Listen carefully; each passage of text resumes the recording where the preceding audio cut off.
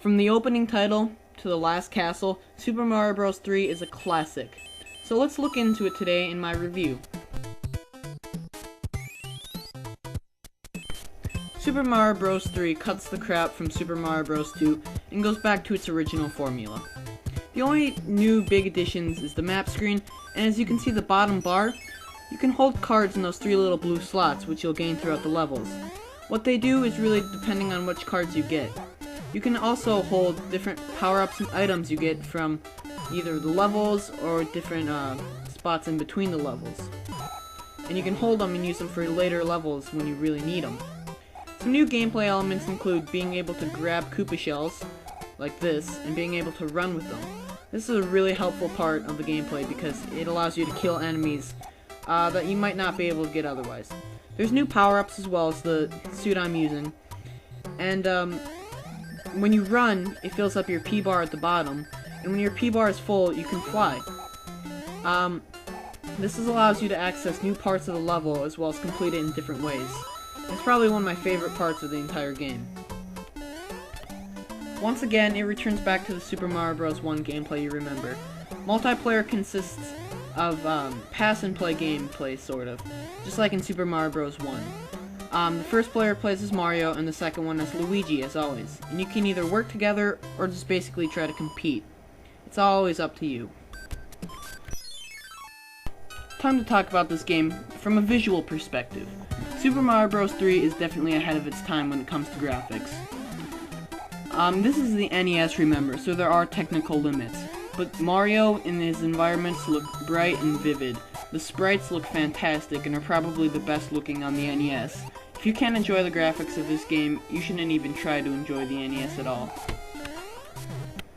Now it's time to talk about the new additions to what Mario 3 added to the Mario series. 1, it added a ton of new power-ups, ranging from the Hammer Bros suit, to the Tanuki suit, to the Frog suit, as well as many others. Now, a lot of these new suits don't make appearances in any other Super Mario Bros. Games, but they're fun while they last, even though some of them are a little bit strange. Mario 3 is not only the most good-looking game on the NES, it's also one of the best sounding games. The soundtrack is nostalgic and new at the same time. It adds some old tunes from the original Super Mario Bros. Games, as well as add some new ones, and some classic ones might I add.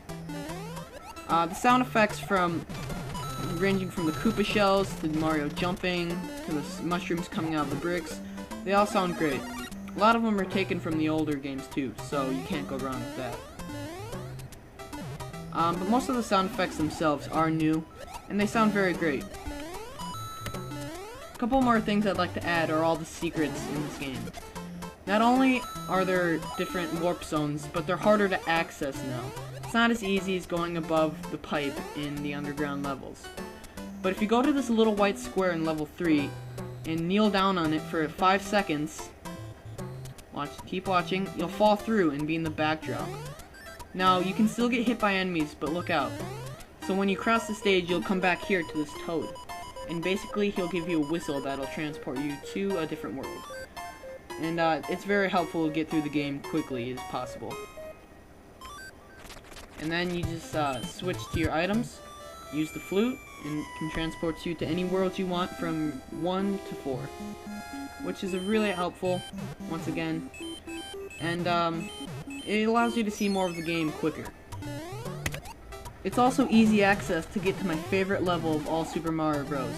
The giant level, where basically all the Koopas, Goombas, bricks, and every other enemy has been multiplied to be bigger and more harder. It's also a way to even out the playing field, as they're the same size as Mario now. The bricks are huge, the level's amazing, and it's a very fun and creative level. And probably one of the best things about this game to me. Now that's all I have to say. Super Mario Bros. 3 is a game with few flaws, besides its difficulty being a little bit overwhelming at times. So, for a game with few flaws, great graphics, great sound, Super Mario Bros. Gets a 10 out of 10.